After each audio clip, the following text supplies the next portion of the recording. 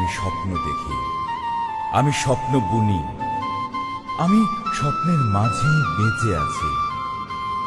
যে স্বপ্ন আমাকে এখনো তাড়িয়ে বেড়ায়, যে স্বপ্ন আমাকে গভীর রাতে জাগিয়ে দেয়। শৈশবে একটা বিজয়ের ঘোষণা আমাকে প্রথম স্বপ্ন দেখিয়েছিল। যেদিন আলজেরিয়ায় সালভেশন ফ্রন্টের বিজয়ের ঘোষণায় আমি একটি সোনালী ভোরের শুভ্র আভা দেখেছিলাম।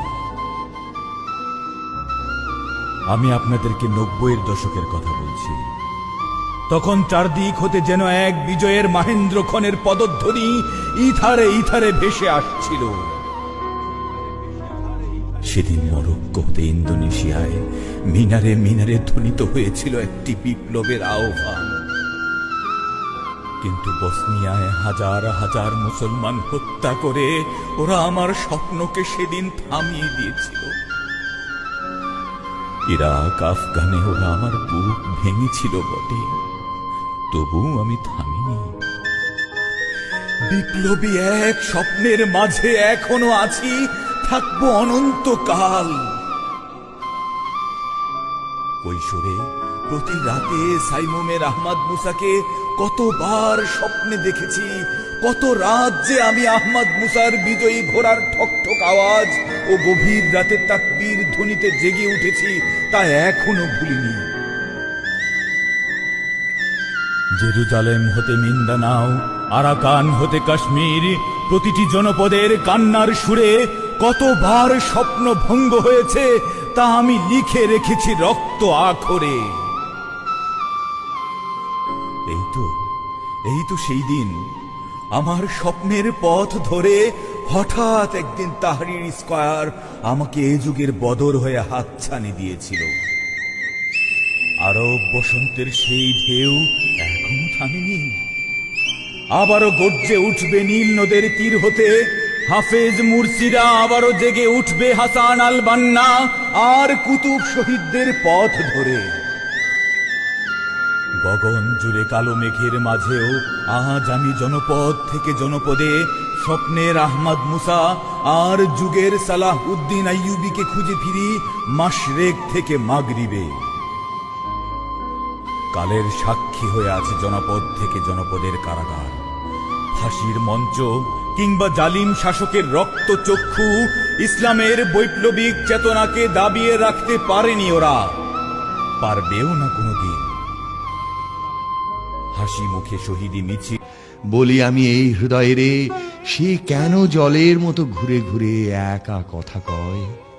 অবসাদ নাই তার শান্তির সময়, কোনোদিন ঘুমাবে না, ধীরে শুয়ে থাকে।